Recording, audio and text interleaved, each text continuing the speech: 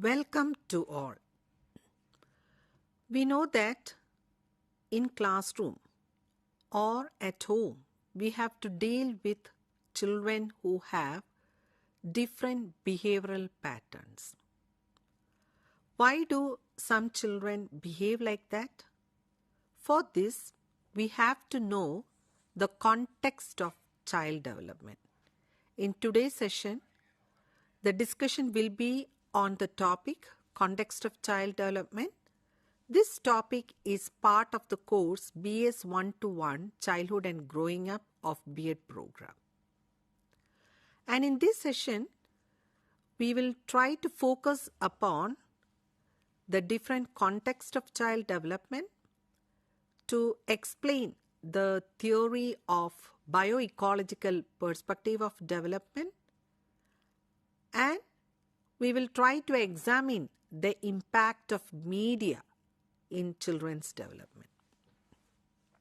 So let us start with the term context. When we look in many of the cases, we can see that children up to the age of 6 years, that is the early period, many of the children are fostered and parented in the home setting. That's why we say that the home environment is very much important. And here in the home environment, what is important is the mother-child relationship. So in early period, up to the age of 6 years, the home setting is the context. And in this context, what is important? The mother-child relationship and the home environment. And nowadays, we know that many of the children are sent to the daycare or some creche. So the context is differing based on the lifestyle of the parents. Or otherwise, we can say that because of the employment, they are forced to send the children to the creche. And you can see that the different context, another context is the school context, where all the children are sitting and learning from each other, and they are guided by an adult. Next, we have to think that this child development, it is conceptualized as a transactional process. So, what is the transaction taking place? The transaction is taking place between the individual and the context. So, the context is created by the environment where the child is growing up. So, here we can say that the transaction is always happening, whether it is directly affecting the child or indirectly affecting the child, we don't know. So here we can see that the transactional process is taking place between the child and the context, as well as between and among the context. Now comes the importance of knowing what is a context. Generally, when we term a context, contexts are often thought of as merely the physical environments that children experience directly through what they can see, hear, touch, smell, and taste. This is the normally what we think when we hear the term context. But here the context means the different physical, social, cultural, and political environments that determine the type and quality of opportunities, interactions, and experiences children will have in their day-to-day lives. So here, the context is having a different meaning. It is not what the child is going to directly experience, what they see, what they hear, what they smell, what they taste. It is different from that. Here the context is decided by the varied socio-cultural, political, historical, and different types of events that is affecting the child. So what we have to think is that even a small event in the family setup, it will really affect the child. Now, when we think of the context of the growing up, the first context a child is born is in a family. So when we think of this family setup, we can see that there are different types of family structures that we are going to discuss. But the context, when we think of, we can see that the parenting role is changing. The meaning of the parenting role is changing, that we can say that the parent may not be the direct parent of the child. It may be the caregiver or the foster parent or the grandmother or grandfather. So because of the hectic schedule of the individuals, and in order to meet the financial needs, what is important is that the parenting role itself is changing. And now to take the case of the migrant workers, how they feel the parenting role. There the parenting role is considered as the small adults are taking the parenting role. That is, the elder siblings, they are taking care of the younger siblings. Then in the case of the migrant workers, we can see that the context where the child is rearing up, even in the actual field where they are working, they are taking their children. So that children's context is affecting by that surroundings. And then child labor, which is increasing enormously in today's lives, because all the children are not able to get good education or to afford the educational facilities. So this child labor is also increasing. And another situation what we can see is that the poverty. So the discomfort zones, the children who are coming from the discomfort zones, they have to face a lot. So the context of the growing up experiences of the child is varying from different, because of the different context, because of the different circumstances. Now, as I stated earlier, the family structure itself has changed a lot.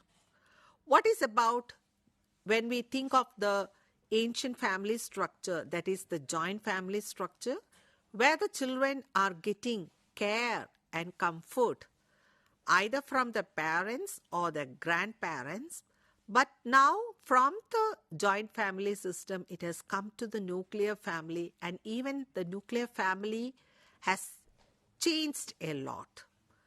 Now, you know that the structure of the family, that thing itself can be classified as cohabitant family structure, commuted family structure, single parent family structure.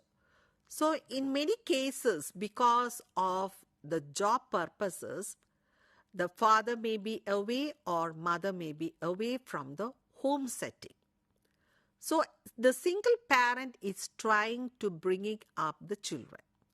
And the single parent has to play the role of father and mother, where when there is any failure, it will affect the developmental process of the child or the experiences of the child. And next we can see that the migrant family structures, where they are always compelled to migrate in search of job. The workers, the migrant workers, they are traveling from one place to another in search of their livelihood. So along with them, the children are also compelled to travel. And this affects the experiences of the child. Then the nuclear family structure, where the father, mother, the children are growing up. So all this family structure is creating a particular type of context for the growing up experiences of the child. And here comes the importance of discussing the theory, the bioecological theory, which was put forward by Yuri Bronfenbrenner. the ecology of human development. In this theory, he considered the child at the center and the context of development radiating from the individual child's experience in proximal to distal order. Or other words, we can say that there are concentric circles model of human development. Different circles or different layers are there which influence the growth of a child. So the child is at the center, but the child is surrounded by different circles. So we can see that in Bronfenbrenner's ecological model, bioecological model, it suggests that socialization occurs in context and the child is in the center of concentric circles which are modeled by different layers of context. So these layers of context is very much important, and from the screen itself you can see the child, the male and female, boy and girl, they are influenced by the different different layers of development. So here, when we think of the different layers, we can state that there are microsystem, mesosystem, exosystem, and macrosystem. And lastly, there is the chronosystem. So let us discuss each layer in detail. The first one, the microsystem. The term micro, it states that the meaning itself is small and there includes parents, caregivers, and the child. So the microsystem is the immediate context when a child is born. Either in a family, the child is born in a family, there the child is influenced by the relationship of the caregivers, parents, and everybody. So this is an important thing, the microsystem, where it influences the child directly. There is a direct relationship between this microsystem and the growing up process of the child. And here we can see that the child is at the center. The child is influenced by the family, religious institutions, peers, neighborhood play area, school or daycare, health services. So this is the figure of the microsystem where the child is influenced by all these elements. So here we can see that the interaction within the microsystem, it typically involves personal relationships with family members, classmates, teachers, and caregivers. How these groups or individuals interact with the children will affect how they grow. And then similarly, how children are growing up in this microsystem. It's an important thing where how the caregivers are responding to the children. Take the case of an infant baby. When the child is crying, how the crying was responded by the parents or the caregivers. Whether they are giving the immediate response or they are ignoring the crying of the child, it creates some kind of socio-emotional changes in the minds of the child. So here, the microsystem will influence how the parents or the caregivers treat the children in return. More nurturing and more supportive interactions and relationships will understandably foster children's improved development. So when there is an immediate response from the caregivers, there we can see that the children's socio-emotional development will be in a positive way. In the case of the children where their responses are not met at the immediately, there we can see that there is some kind of variation in the socio-emotional setup of the children. So this is an important thing when we take care of the children. And the next element or component in the microsystem, that is the neighborhood as a context of child development. Why this neighborhood is becoming important? Because in metropolitan cities, the number of houses, generally children are living in the flat system. There the neighborhood influence is becoming more and more important. And this neighborhood, it gives an idea of the social setup or what type of recreational facilities the children are able to get, or what type of the space is there, whether they have enough playground to play, or the neighborhood area, it denotes that what type of socio-economic status people are staying together, and it influences the developmental process of the child. And we know that nowadays the children are spending most of the time either at home or they may go to the neighborhood area for their play. So their friends and the communication, what is taking place in such area, that is an important thing. So neighborhood plays an important way.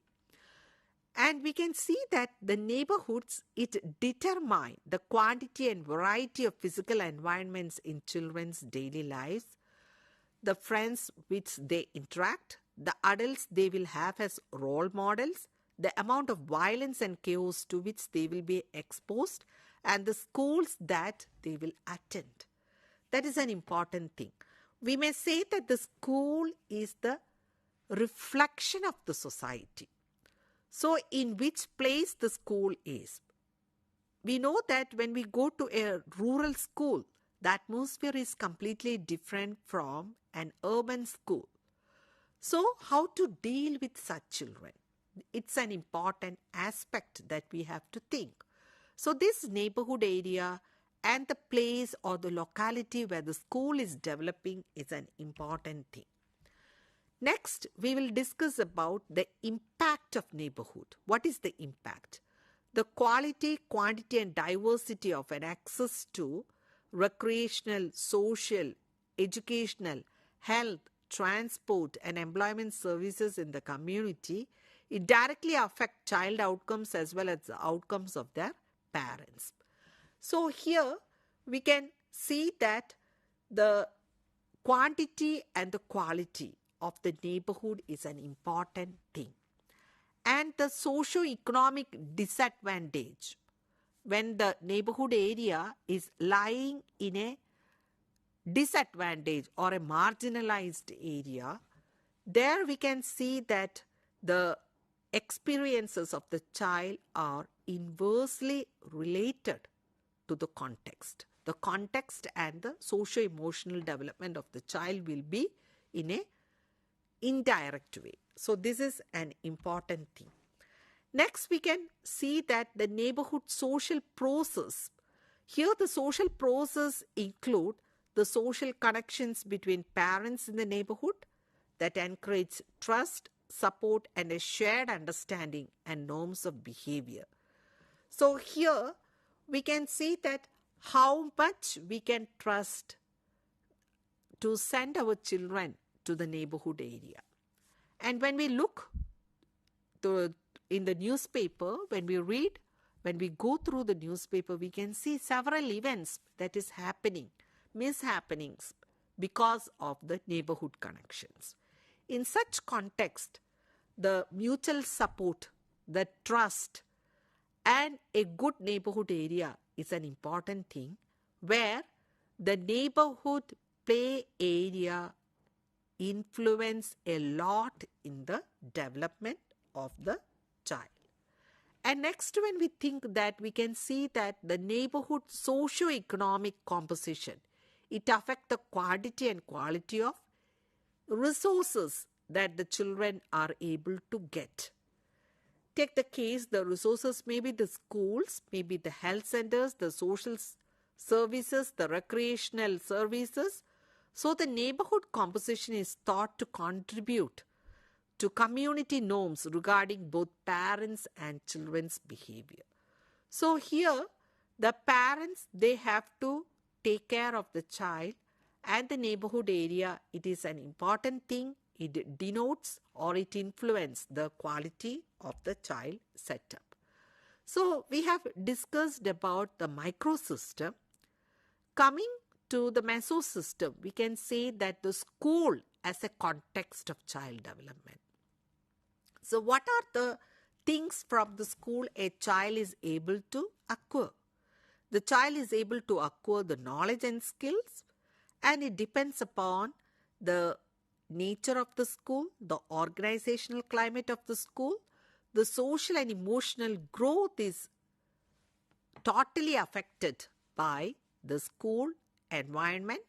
The children's daily experience at school affect their behavior, beliefs and well-being, and the holistic or the cumulative effects of children's schooling experiences, it strongly contribute to their lives as adults, including future educational opportunities, career choices and lifetime earnings. So the school is an important context for deciding the growing up experiences of the child.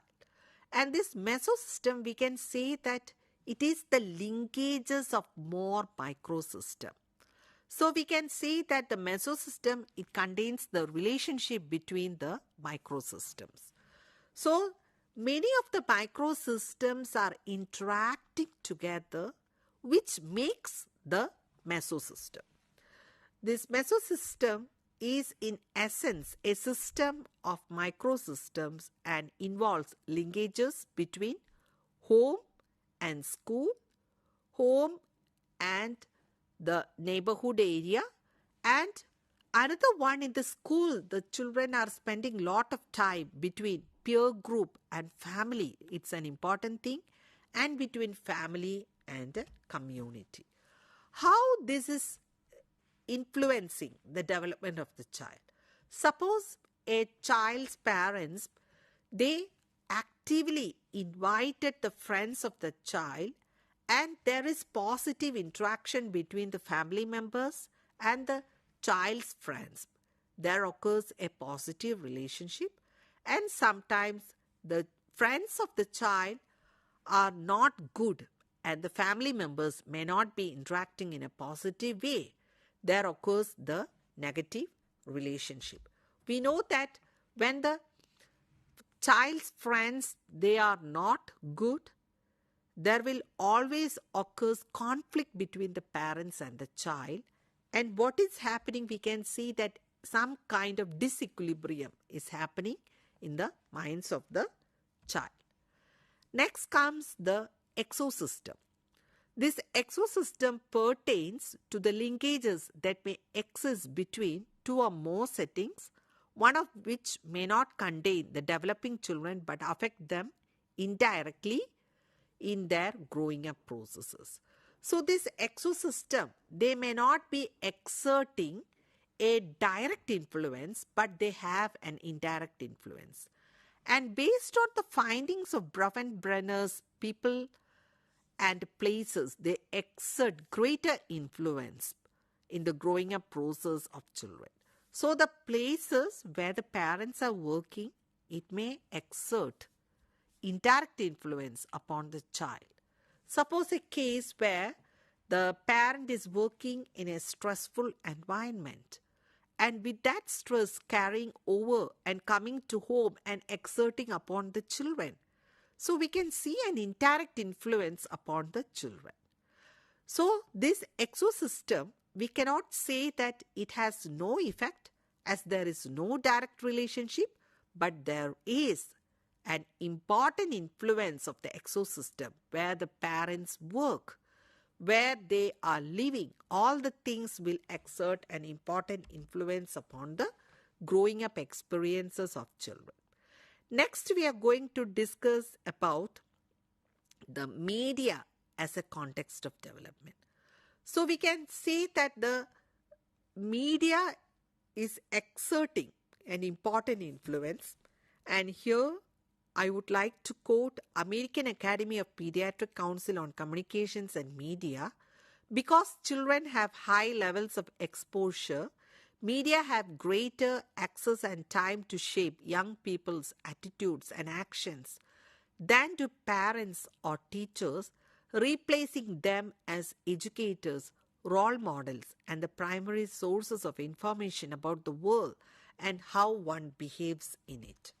So this media, we can see that the 21st century kids, as digital kids, they are always born and brought up in the midst of this media influence. So this increasing use of all kinds of media we can see, and the creation and use of media designed for children aged 2 and under also we can see. So media as a context of development, it has positive as well as negative impacts. When we think of the positive impacts, we can say that the multitasking, the children are doing different tasks at a time, and use of media platforms such as the smartphone are digital, interactive, and easily transportable. And now we have to think, how do media use affects children's cognitive development? Here comes the importance of the games. We know that the different types of games are given to the children. So the expert gamers are faster than novices at deploying attentional skills. So what are the positive things? The divided attention requires children to do multitasking. Then the spatial skills, while they are playing the games, they will develop the spatial skills. That is also an important thing. And at last, we will come to the macro system, which is the largest and the most distant collection and people and places to the children that still have significant influences on them. And this macro system, it contains the policies, the majority of that media and the cultural patterns, values, everything is influencing this macro system. For example, children in the war-torn zones, they will be affected by that. And lastly, one system, that is the chrono system, where we can see that the time is an important. Many things are happening in the lives of the child, and it has some influence, especially during the childhood period. The events that is happening in the child's life will affect. It may be the socioeconomic status, the birth of their siblings, the divorce of the parents, the transfer of parents. So all these things will affect the growth of the child. So we have seen that by studying the various ecological systems, Brenner's ecological systems theory is able to demonstrate the diversity of interrelated influences on children's development. So in a nutshell, we can say that the context of child development is important while fostering the child. We cannot ignore even a small event in the life of the child where it reflects later on in their growing up stages. Hope that you have understood that the context of child development, not only the school and home, whatever the events and the time that influences the growth, the growing process of the child. Thank you.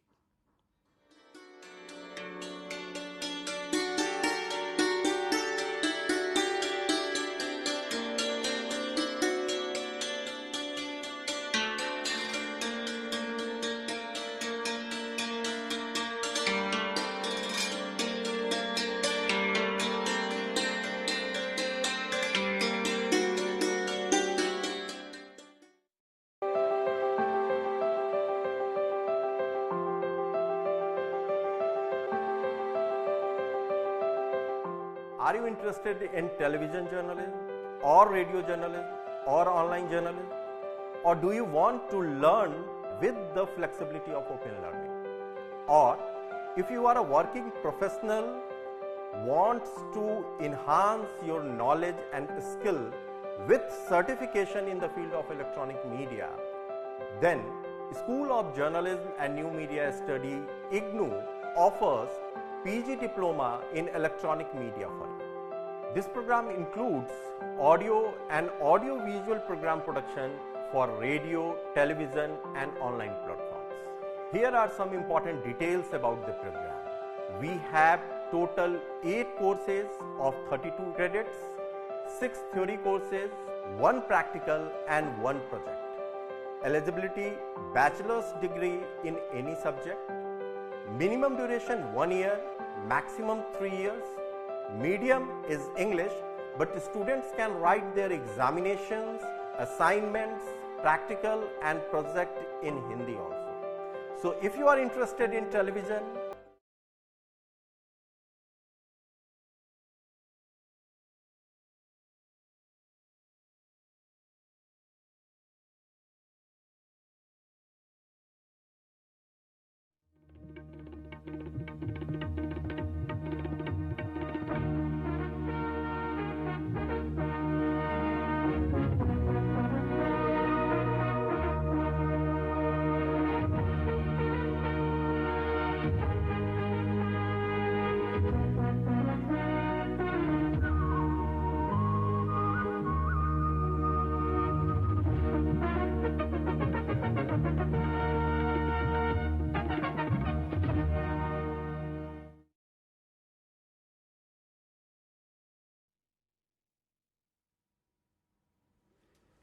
A very warm welcome to all of you.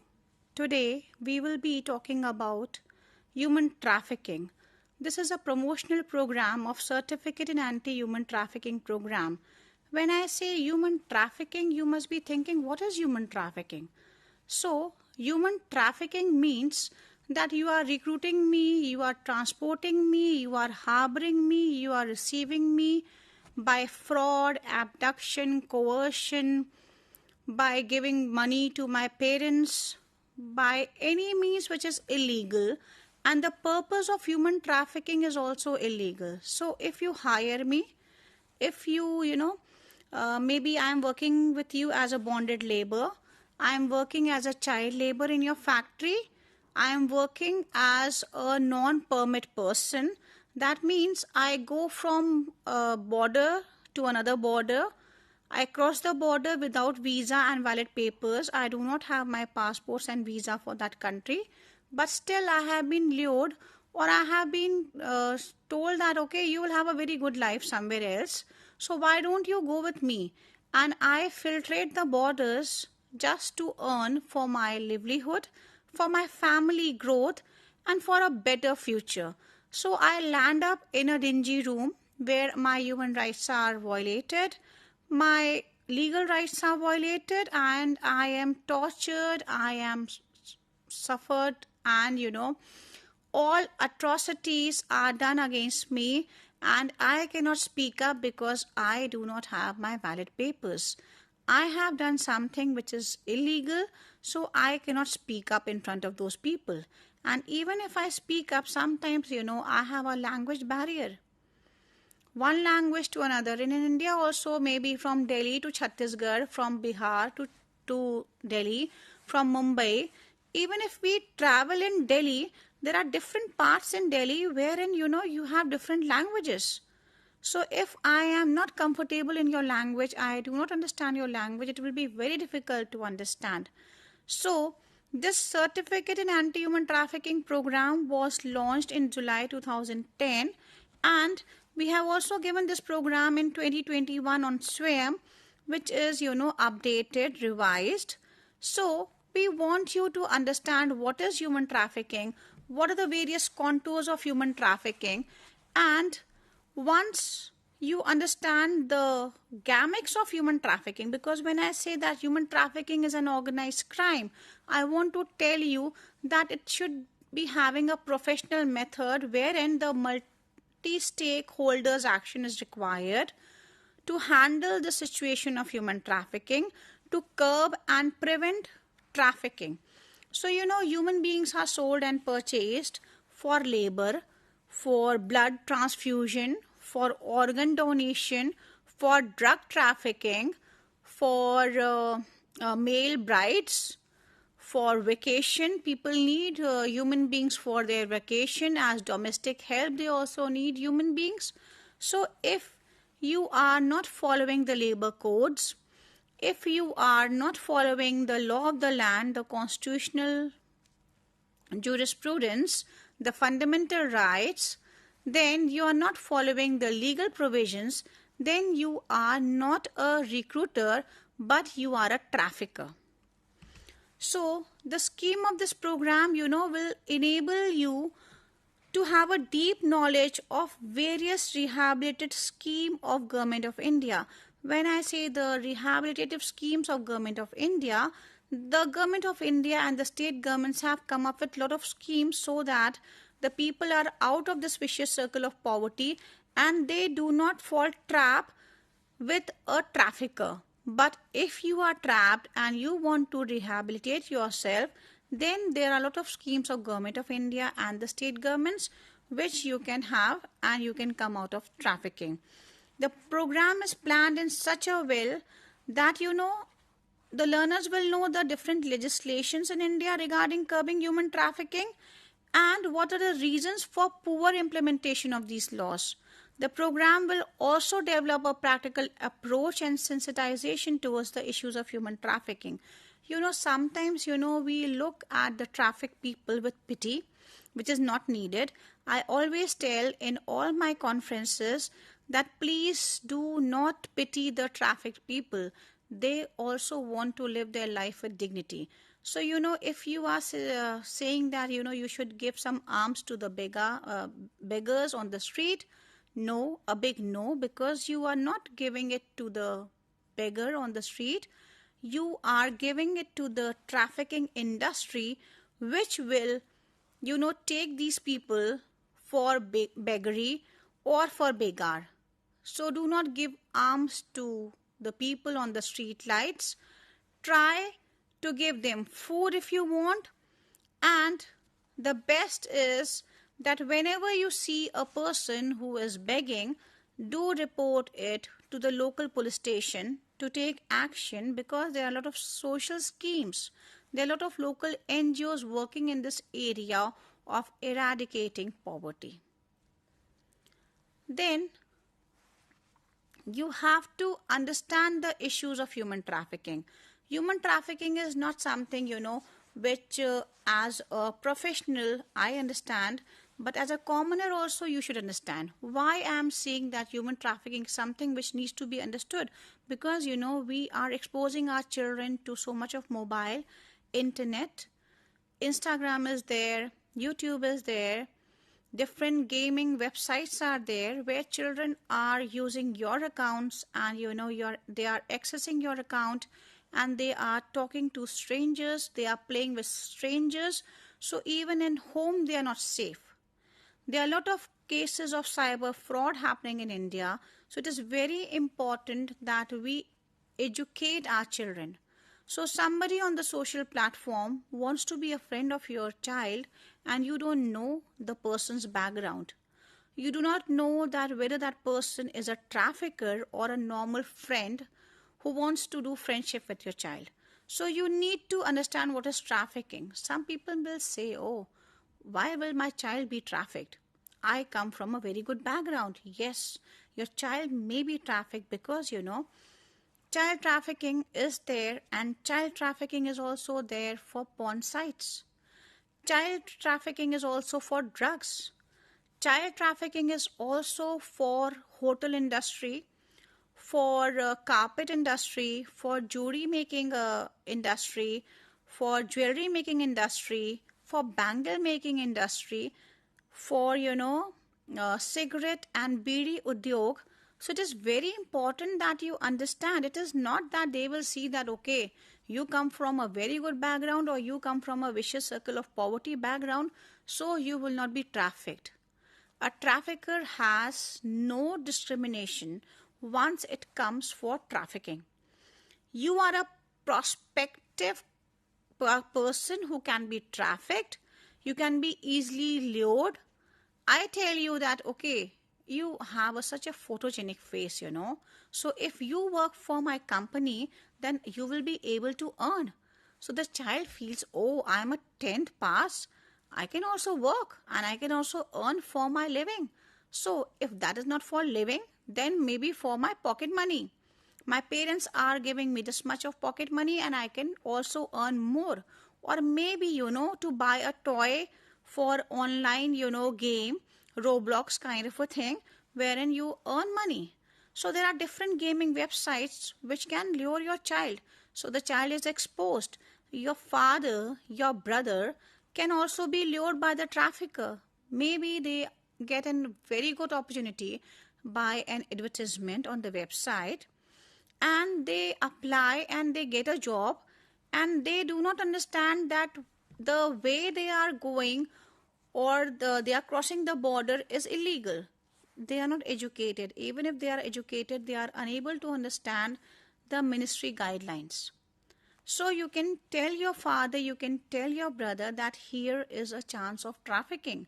So go with valid papers, see the credentials of that company. It is very important. You want your sister to get married and you find a very good NRI boy or a groom. But is that groom a perfect groom for your sister? That can only be checked by verifying the documents, and sometimes in hurry we find very good proposals and we say, okay, we should just go about it. Maybe we will miss it. So it is very important to understand what is human trafficking even for a commoner.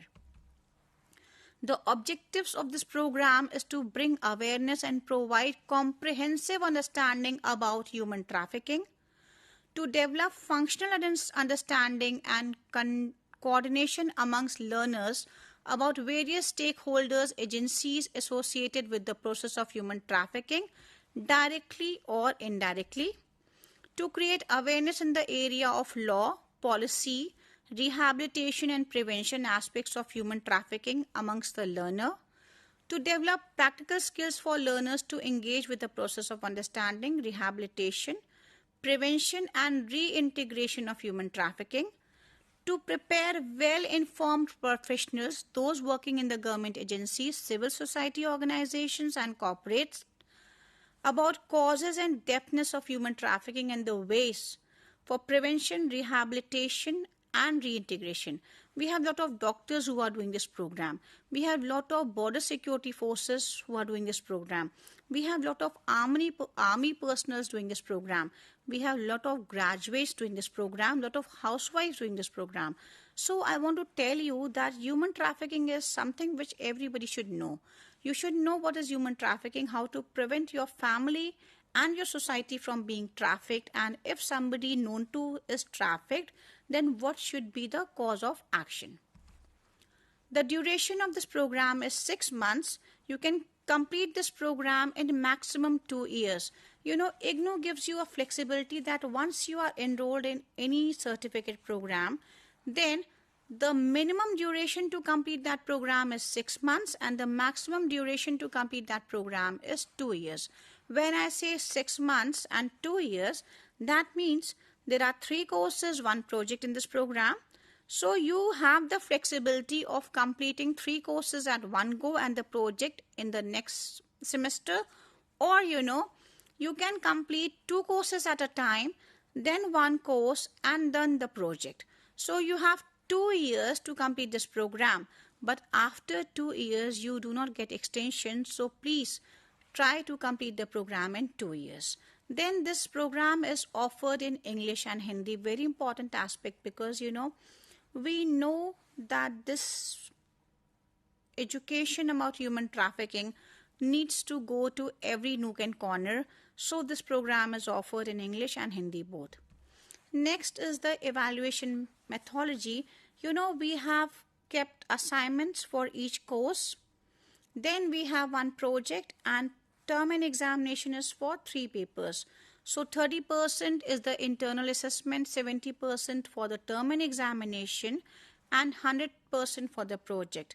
So as I just told that, there are 3 courses in this program: BLE 031, BLE 032, BLE 033, and one project BLE P034. So you have to complete both these, all the 3 courses and the project to complete this program successfully. Then I will be telling you what is there inside BLE 031. So BLE 031 is the first course, Understanding Human Trafficking. So what is included in this BLE 031? It is Introduction to Human Trafficking. So first you will understand what is human trafficking, the definition of human trafficking, the concept of human trafficking, then the types of human trafficking, causes of human trafficking, different dimensions of human trafficking, women trafficking, child trafficking, labor trafficking, and then human trafficking and other related issues. Then block 2 covers the trafficking process. You have to understand the push and pull factors in this, the source, the transit and destination, the linkage with national and international dimensions, the processes involved in trafficking, the modus operandi of the trafficker, and trafficking as an organized crime. So these units are there in block 2. Then block 3 talks about victims and survivors, a very important block. How will you understand that this person is a victim or a survivor of human trafficking? How will you identify a victim? What are the vulnerability factors? I just said it is immaterial that whether you belong to low income group or to a high income group, you can be trafficked. So how will you understand that this person is a victim, this person is trafficked? What are the indicators of human trafficking? What are the push and pull factors? What are the violations related to a person who has been trafficked? Harm to victim and survivors is another unit which is very important, because when I say that every second your human rights are violated, your legal rights are violated, your constitutional rights are violated. So in case of human trafficking, a basket of human rights are violated. A basket of legal rights are violated.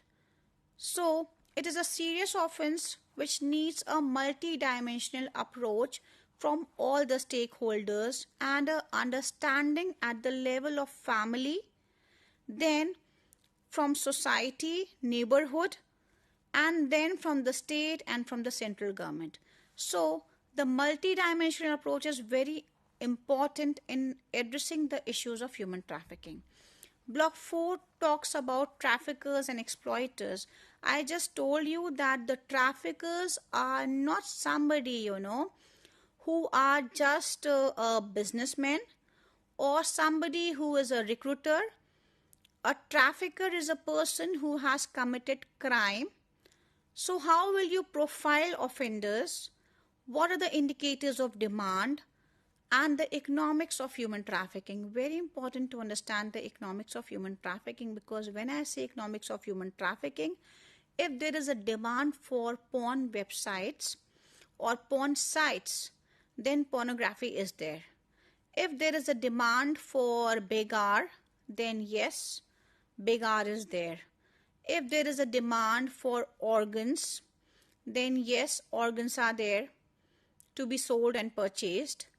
If there is a demand for labor, for illegal labor, then definitely the demand is there, so the supply is there. So we have to cut this demand factor.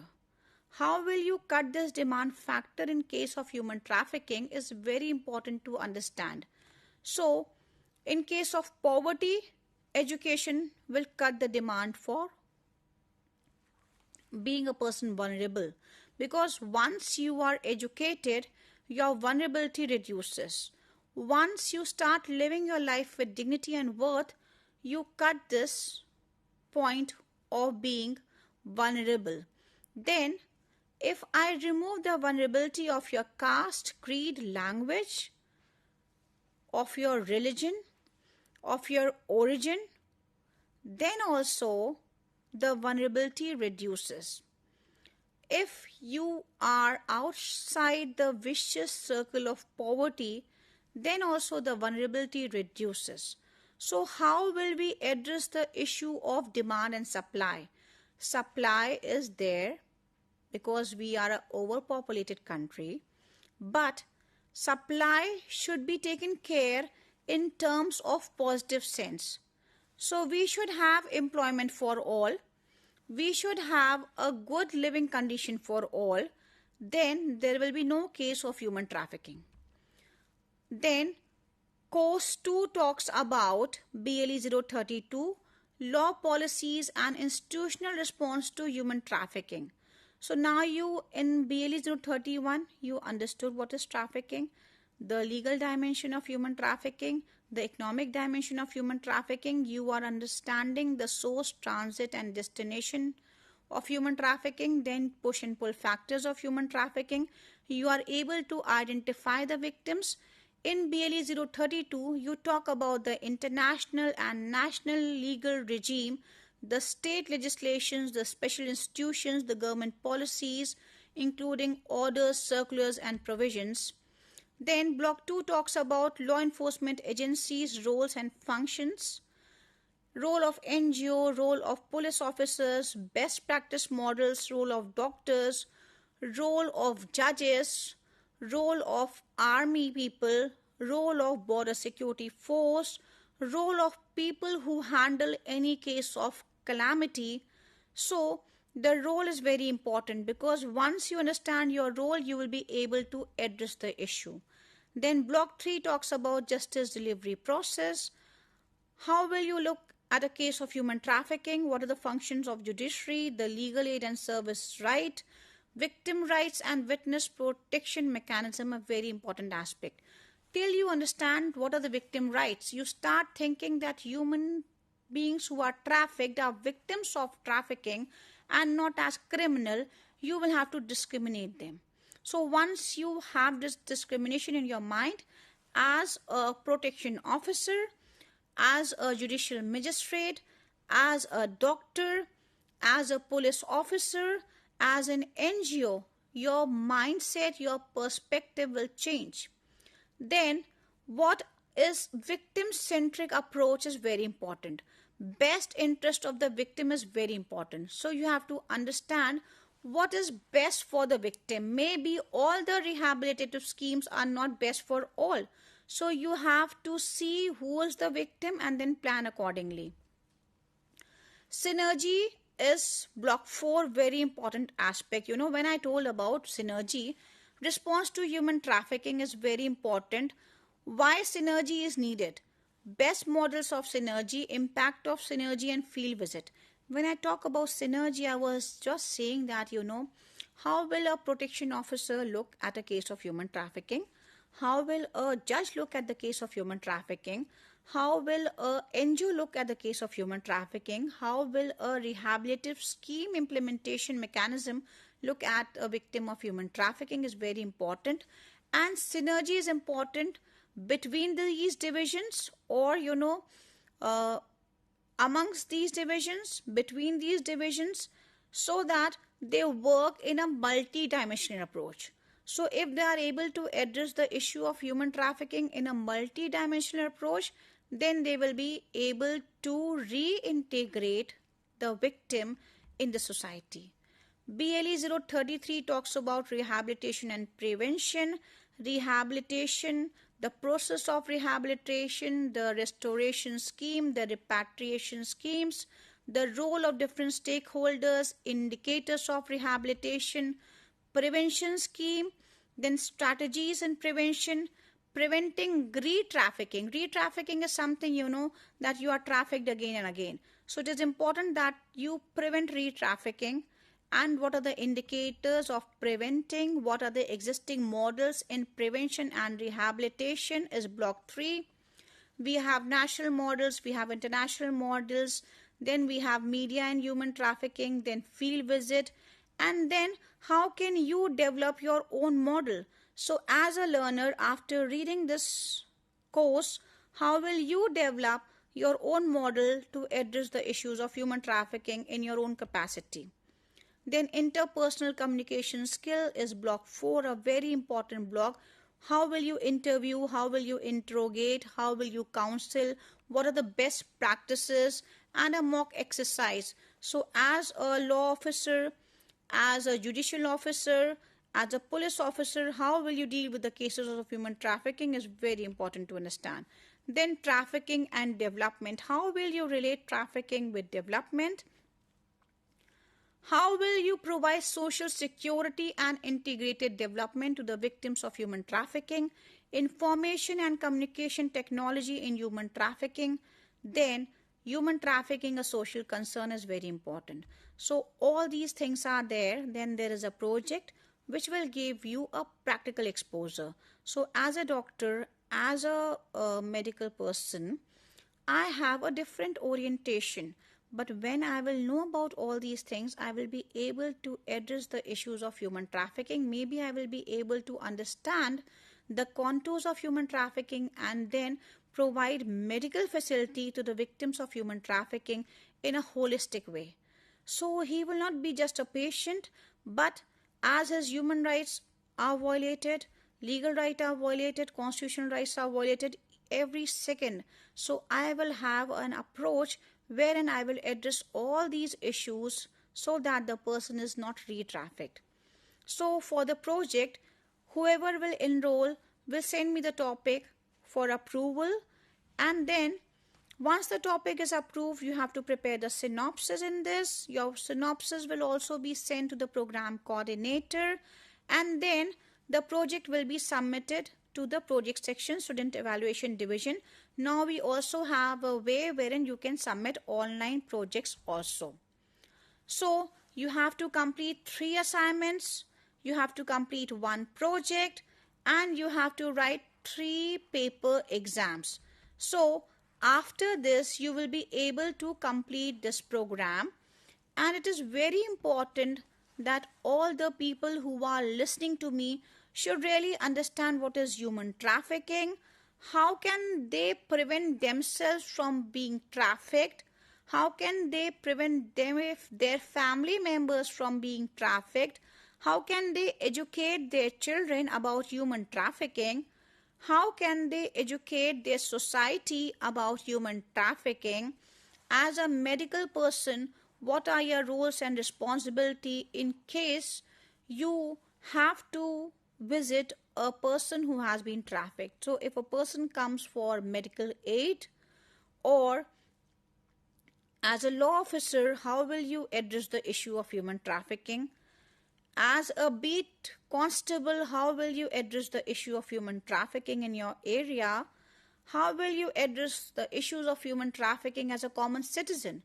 So I know a lot of NGOs who are working in the field of human trafficking, and if I see a beggar on the street, how will I address that issue? If I see somebody who is getting ready for the marriage and is not happy, how will I address this issue? So this program deals with a holistic approach about human trafficking. It will tell you that these are the contours of human trafficking. This is the legal framework of human trafficking. This is how the person can be trafficked, and this is how you can stop a person from being trafficked in your own society. And if you want to recruit a person for illegal purpose, then you are not a recruiter or an employer, but you are a trafficker, and the law takes a course against you. So it also alarms you that for your own fun, you cannot, violate other person's right. So it is very important that when we understand this as a legal subject, then we also understand the various issues related to human trafficking. And I tell you that human trafficking is the worst form of any crime. So, dear learners, dear viewers, I would request you all to have an understanding about human trafficking. This program is also on the SWAYAM platform, wherein you can register for free, you can read and you can listen some videos. There are 40 videos in this program which you can listen, and you can create awareness amongst your friends, your family members about human trafficking. And if you want to join this program, the registration is open for this session. You can apply online from the Samarth and register for this program if you are a graduate, or if you are 10+2 and working as a police officer, or as a medical practitioner working in this field, or as an NGO, then also you can register in this program if you have 3 years of experience. Thank you all for listening. Have a great day.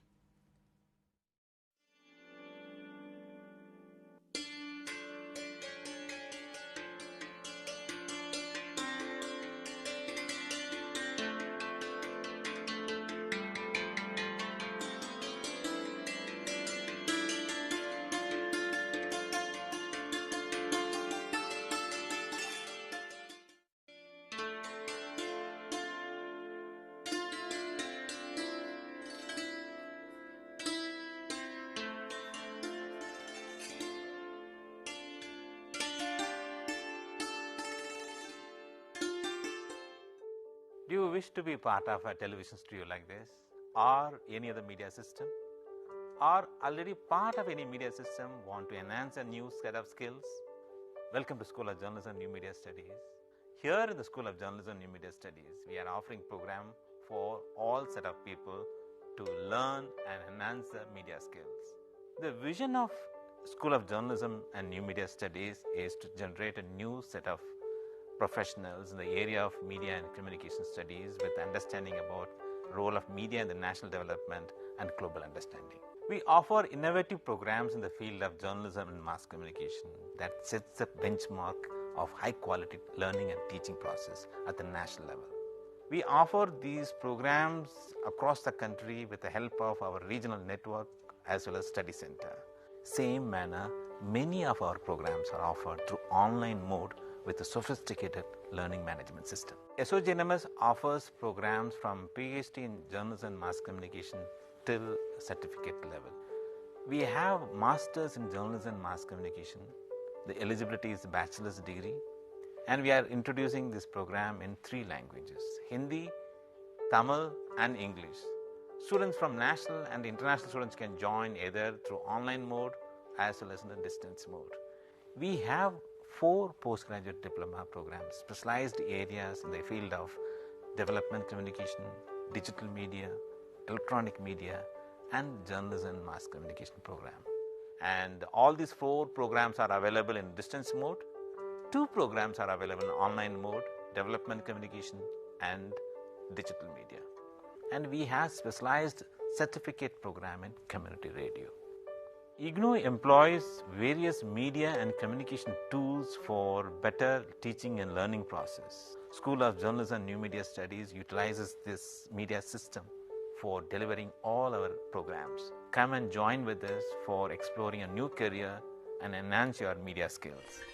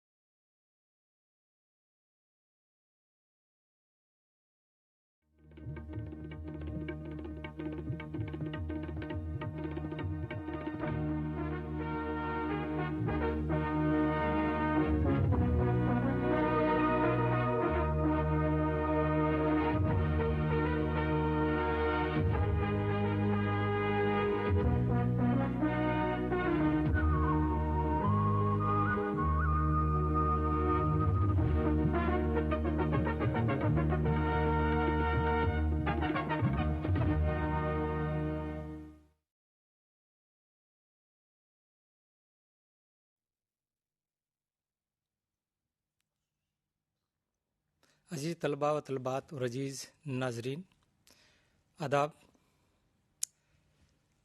Urdu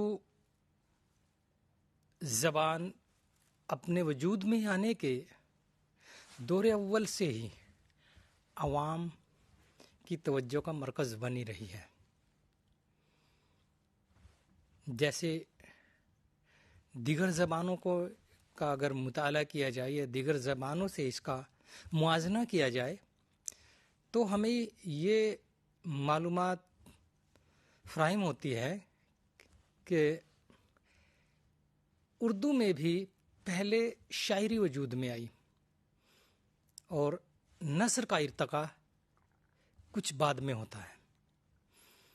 बहुत सारे हिंदुस्तान में कुछ इलाके, कुछ खित्ते ऐसे हैं जिन इलाकों में, जिन खित्तों में वहाँ के मजहबी रसूमात, जिनको लोकगीत भी कहते हैं, लोक परंपरा यानी कि रस्म रिवाज, उनके सामाजिक रस्म रिवाज है, उन सब को निभाते हुए उस खित्ते या उस इलाके में वहाँ के अवाम अपनी अपनी ज़बानों में, जो इलाकाई ज़बान है, उसमें अपने रस्म रिवाज की शायरी के तौर पर, कहीं कहीं तो मौसीकी के साथ में भी उसकी अदायगी करते हैं।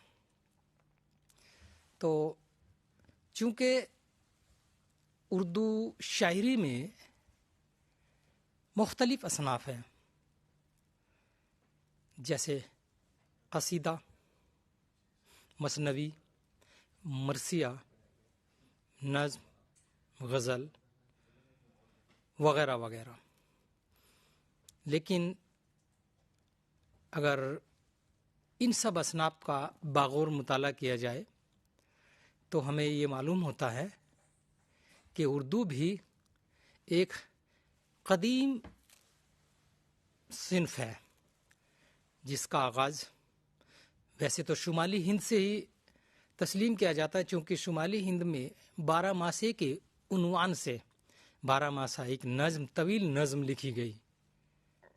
लेकिन कुछ मौक़िक़ीन या कुछ नाक़दीन ने इस के साथ साथ ये भी दावा किया है कि दक्कन में कुली कुतुब शाह उस दौर में शायरी कर रहे हैं और ख़ास करके वो उर्दू में नज़में कह रहे हैं। चूँकि आज का उन्वान है उर्दू नज़्म की खुसूसियात, तो उर्दू नज़्म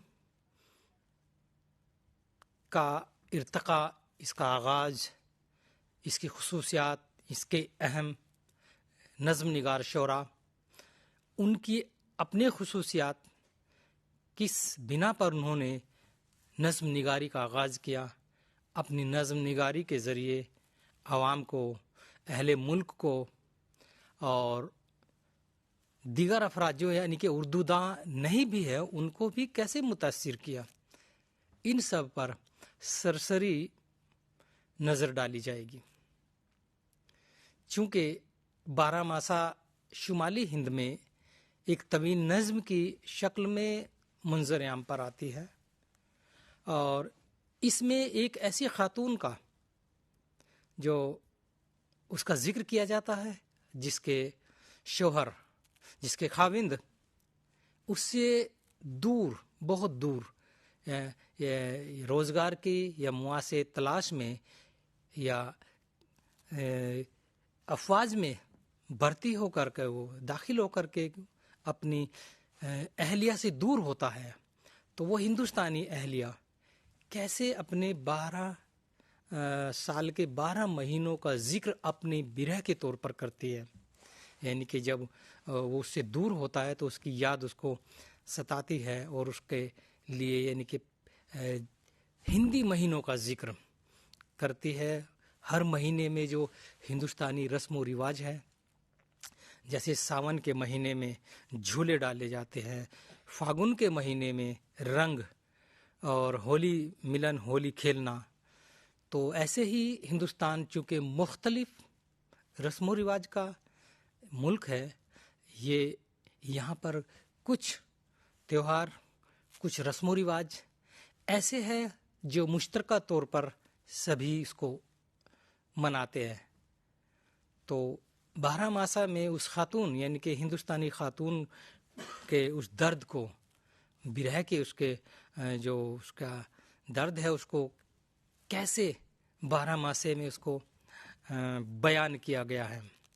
और आज भी ख़ास करके मगरबी उत्तर प्रदेश में सावन के महीने में जब झूले दरख्त में, पेड़ में झूला डालकर कुछ बहुत सारी ख़वातीन मौसीकी के साथ में इसको आज भी गाती हैं, इस 12 मासे के कुछ अशार यानी कि उसके कुछ बंद, तो आज भी ये जिंदा है और ये तवील अरसे से चली आ रही हैं। तो चूँकि 12 मासे का ये वजूद में आती है, ये शुमाली हिंद में आती है, लेकिन ये वही दौर है जबकि उससे कबल, यानी कि जिस वक्त शुमाली हिंद में 12 मासा लिखा गया, उससे कबल दक्कनी हिंदुस्तान में यानी जनूबी हिंद में उर्दू दाखिल हो चुकी है, वहाँ रच बस गई है, उसमें मुख्तलिफ असनाफ में तख्लीक़ात हो रही है और मसनवी वजूद में आ रही है। जैसे अगर जिक्र किया जाए कदम राव, पदम राव, और मरसिए लिखे जा रहे हैं।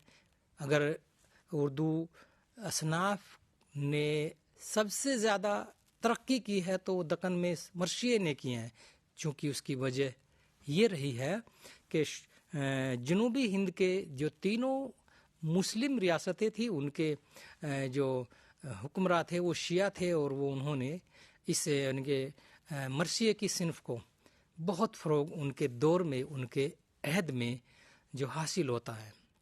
लेकिन यह सिर्फ मरसिए तक महदूद नहीं रहता, उस दौर में दक्कन में दीगर यानी दूसरी असनाफ पर भी काम हो रहा है, यानी कि दूसरे शोरा भी उसमें दीगर असनाफ पर काम कर रहे हैं, जैसे मसनवी, गज़ल, कसीदा और नज़्म। तो चूँकि नज़्म की खुसूसियात आज का मौजू है, नज़्म के दक्कनी हिंदुस्तान में यानी कि जनूबी हिंद में अगर नज़्म निगार शोरा की फ़हरिस्त बनाई जाए तो वहाँ पर यानी कि इस फ़हरिस्त में सर फ़हरिस्त कुली कुतुब शाह रहते हैं।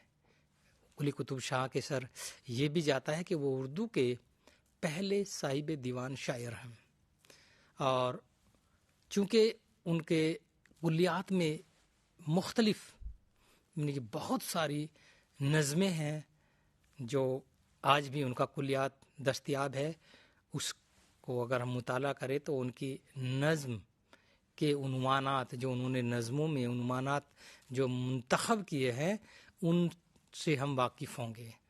यानी कि उनका इन शायर के यह शायर और हुक्मरान दोनों थे, तो इनके मुतालिक ये भी कहा जाता है कि ये एक आशिक मिजाज हुक्मरान थे।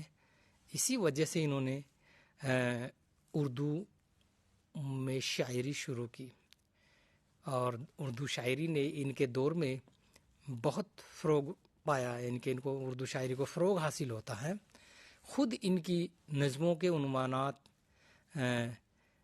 मतलब सांवरी, गोरी और कांवली, इनके अपनी माशूका जिन जिन से उनका मुआशका चलता था, उनके नाम के साथ भी इन्होंने अपनी नज़मों के उन्वानात कायम किए हैं।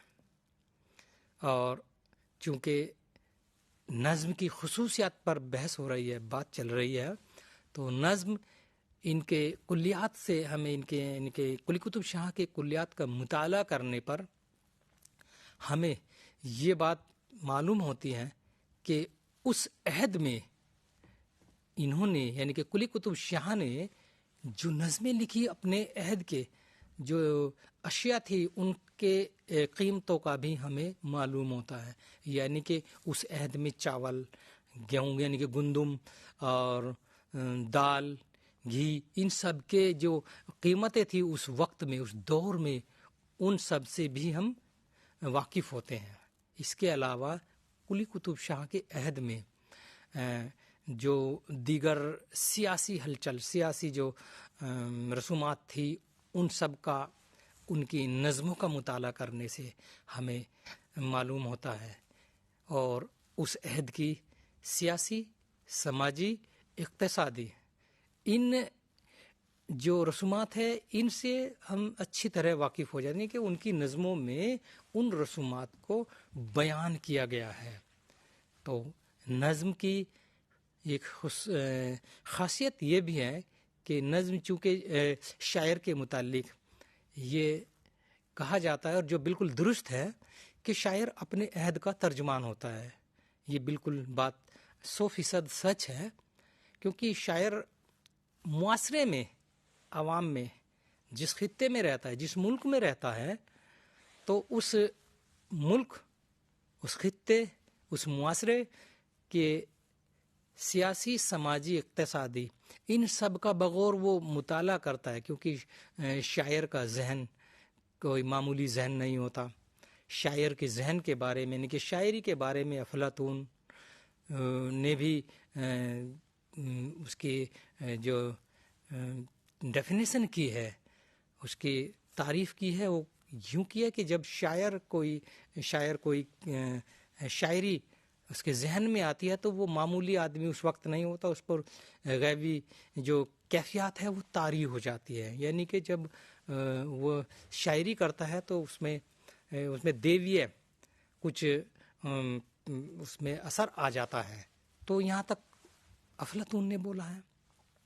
फिर भी चूँकि शायर अपने अहद का तर्जुमान होता है, अपने अहद में मान लिया अगर उसके अहद में कोई बड़ी जंग हुई है तो वो उसको उस जंग का जो सारा का सारा वो हाल है उसको कलमबंद करता है, उसको के जैसे लड़ी में मोती पिरोते हैं, उसको उसके बेस पर उसको अहद बहद, यानी कि शुरू में क्या हुआ, उसके बाद क्या हुआ, उसके बाद क्या हुआ, उसका वो उसमें उसको बयान करता है। यानी कि उसका उन्वान एक का इंतखाब करता है और उसको उसमें बयान कर देता है उस नज़्म में के ही मुताले से हमें ये पता चलता है कि अगर कहीं किसी का इस्तेसाल हो रहा है, मुआसरे में कोई खामी है, उसको भी शायर अपनी नज़्म में उसका एक उन्वान का इंतखाब करके उसको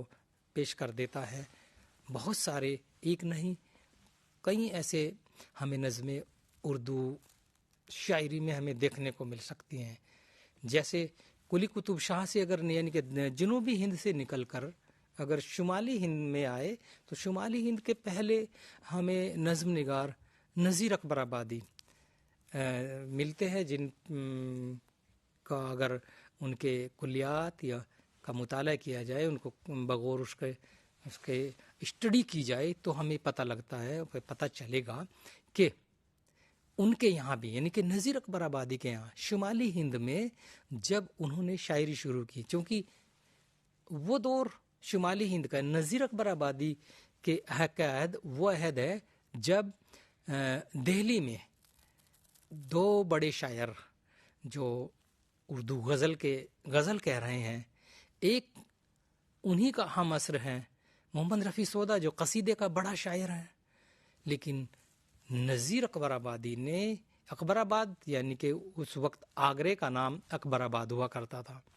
तो नज़ीर अकबराबादी ने अपने अहद के तमाम जो सियासी, समाजी और इक़्तिसादी भी, क्योंकि उन्होंने इक़्तिसाद के मुताल्लिक भी उनकी नज़मों में मिलता है, और जैसे रोज़गार, मुआसिर रोज़गार में की वजह से कोई परेशान होता है, मुफलिसी का शिकार होता है, उन्होंने नज़ीर अकबराबादी ने इन सब पर बहुत उम्दा नज़में कही है। यहाँ तक कि उन्होंने हिंदू मुसलमान इन दोनों के मुश्तरका तौर पर जो त्यौहार है इनके मुतालिक भी उन्होंने नज़में कही है, क्योंकि वो दौर ऐसा था जब तफरी के लिए कुछ दूसरे ज़राए नहीं थे, कोई यानी कि सपेरे या रीछ का तमाशा दिखाने वाले या जादूगर ये वगैरह वगैरह ऐसे लोग आते थे। नज़ीर अकबराबादी ने उनका भी, यानी कि रीछ का बच्चा, अजदह का बच्चा, इन पर भी नज़में लिखी है। तो उर्दू नज़्म की खुसूसियात में ये शामिल है कि वो अपने अहद में जो हो रहा है शायर उसी का एक उन्वान मुंतखब करता है और अल्फाज का अमली जामा पहना कर खूबसूरती के साथ में उसको नज़्म की शक्ल में पेश कर देता है। तो नज़ीर अकबराबादी के यहाँ भी हमें ये सारी खुसूसियात नज़्म की देखने को मिलती है। ऐसे ही नज़ीर अकबर आबादी के बाद के जो दूसरे शोरा हैं उनमें जैसे मौलाना अल्ताफ़ हुसैन आली, मौलाना मोहम्मद हुसैन आज़ाद, अल्लामा इकबाल, जोश मलिह आबादी, इन सब के नाम जो है हमें हमारे सामने आते हैं और ये अहम नज़्म निगार शायर हैं, क्योंकि जो राह उर्दू शायरी ख़ास करके उर्दू नज़्म की दुनिया में नज़ीर अकबर आबादी ने इख्तियार की थी, उसी की पैरवी करते हुए दीगर शोरा आगे बढ़ रहे हैं। उर्दू नज़्म ने जब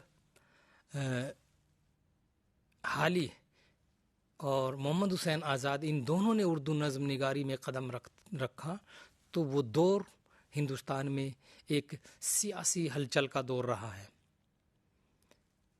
यहाँ पर शोरा और उदबा को दीगर परेशानियों का सामना करना पड़ रहा है, क्योंकि यहाँ अंग्रेज हुक्मरान समझ लीजिए ज़बान पर ताला लगा देना चाहते थे, और अगर आवाम को बेदार करने के लिए कोई नज़्म लिखी जाए तो चूँकि उस अहद के दीगर उर्दूदां जो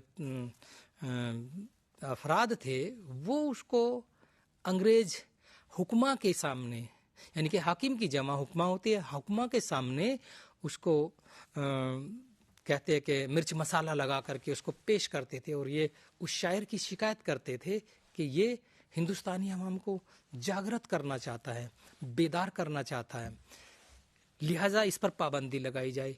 इसके एवज में अंग्रेजों का तो डिवाइड एंड रूल का आपने फार्मूला सुना होगा कि बांटो और राज करो, तो उसके एवज में अंग्रेज उस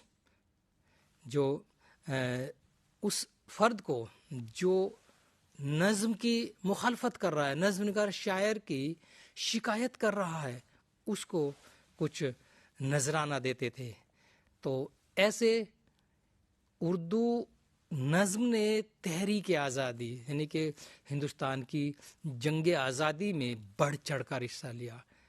उर्दू शायरी में इशारे कनाए में भी बात की जाती है, यानी कि शायर ने अपनी बात को इशारे में कह दिया, कनाए में कह दिया, और उसको इस तरीके से इस अंदाज में पेश किया कि वो जो जिसका गहन मुताला, जिसकी स्टडी बहुत ज़्यादा है, वो उसको दूसरे वे में लेकर भी, यानी कि हुब्बुल वतनी के जज्बे में लेकर भी उसको उस नज़्म का मुताला कर रहा है। लेकिन ये उर्दू शायरी की ये खूबी रही है कि यहाँ ये बात आपको अच्छी तरह समझ लेनी चाहिए कि शेर तेरे कई रंग, ये बात कही जाती रही है। यानी कि एक शायर जब कोई एक शेर तख्लीक करता है और उसको वो कलम बंद करके वो उसको शाये कराता है नज़्म की शक्ल में या गज़ल की शक्ल में, तो उसके शायर किसी और जहन, किसी और ज़रिए से उस शेर को, उस नज़्म को कह रहा है, लेकिन हो सकता है अगर उसको दूसरे जो काराइन हैं, जो पढ़ने वाले हैं, वो उसको किसी दूसरे अंदाज में समझ रहे हो। तो ये उर्दू शायरी की बहुत बड़ी खूबी रही है।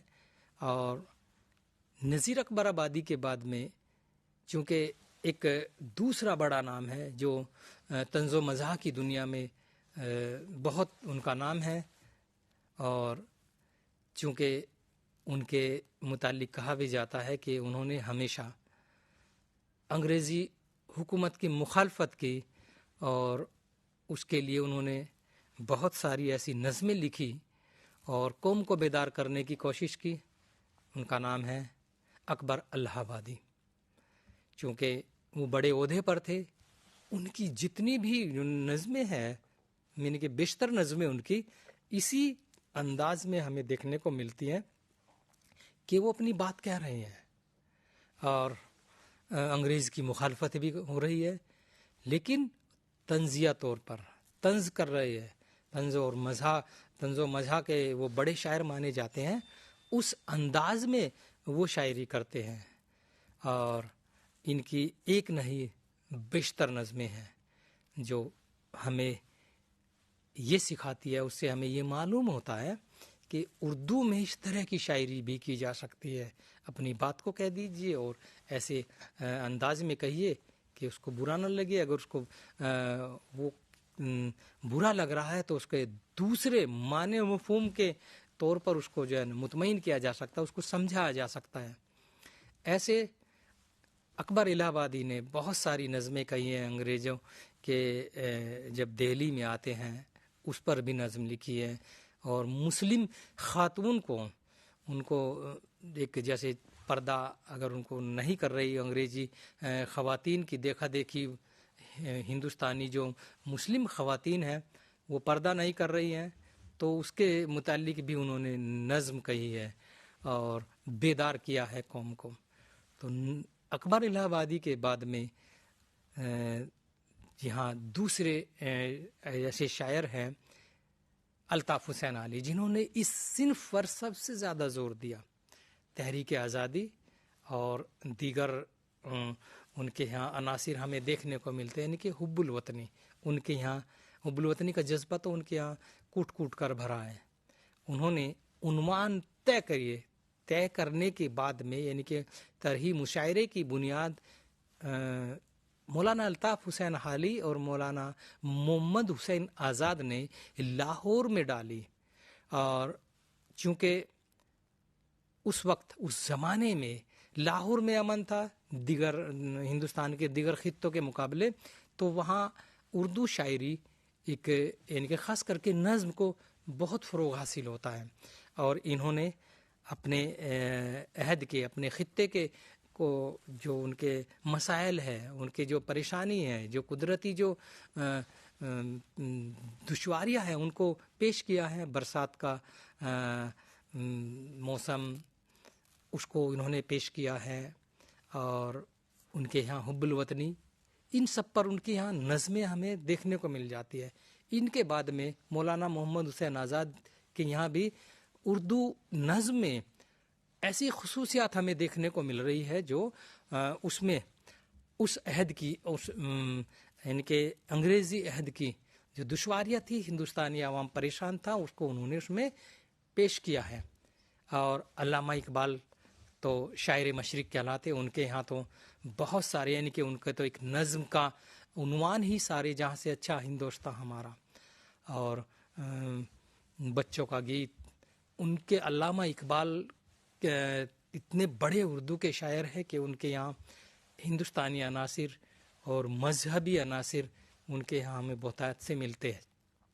और चूँकि उर्दू नज़्म की ये खुसूसियात जो बयान की गई हैं, इनको मद्देनज़र रखते हैं, इनको पेश कर रहे हैं अहद हाजिर के शोरा भी, क्योंकि अहद हाजिर में भी, दौरे हाजिर में भी नज़में लिखी जा रही हैं। और चूँकि ये शोरा अपने अहद की, इस अहद की जो मौजूदा अहद है, इसके मशाइल को उन्वान के तहत नज़्म में पेश कर रहे हैं। तो उर्दू नज़्म की सबसे बड़ी खुसूसियत यह है कि वो अपने अहद के दीगर जितने मसाइल हैं उन पर शायर एक टॉपिक यानी कि उन्वान का इंतखाब करता है और उसके तहत वो उसमें उसको एक अहद बहद उसको उसमें पेश करता है। तो इस तरह नज़्म मुकम्मल हो जाती है। तो नज़्म की खुसूसियात में ये सबसे बड़ी बात यह है कि ये अपने अंदर हर मौजू को समोने की सलाहियत रखती है। और आज भी, आज के दौर में भी जैसे कोई तहरीकात चलाई जा रही है या एहतजाज हो रहा है, उन सब पर भी बहुत सारी नज़में लिखी जा रही है। तो चूँकि नज़्म उर्दू की एक ऐसी सिन्फ है जो बहुत दिलचस्प है इसको पढ़ने में, क्योंकि ये उन्वान के तहत लिखी जाती है और उन्वान को पढ़ते ही उन्वान हमारे जैसे सामने आता है, अगर हमारे वो मतलब का है तो उस पर उसको अच्छे से दिलचस्पी के साथ में उसको पढ़ते हैं। तो उर्दू नज़्म एक ऐसी शायरी, उर्दू शायरी की ऐसी सिन्फ है जो बहुत दिलचस्प अंदाज में पढ़ी जाती रही है और पढ़ी जाती रहेगी। और चूँकि इन जिन शोरा का पर रोशनी डाली गई, ये सब शोरा हिंदुस्तान की मुख्तलिफ कॉलेजेस, यूनिवर्सिटीज़ और जो रियासतों के जो बोर्ड बने हुए हैं उनमें इनको निसाब में शामिल किया गया है। तो ये था उर्दू नज़्म की खुसूसियात। इस पर आपने जो सरसरी तौर पर ये एक मजमून सुना, इसी के साथ आपसे इजाज़त लेते हैं, फिर मिलेंगे। आदाब।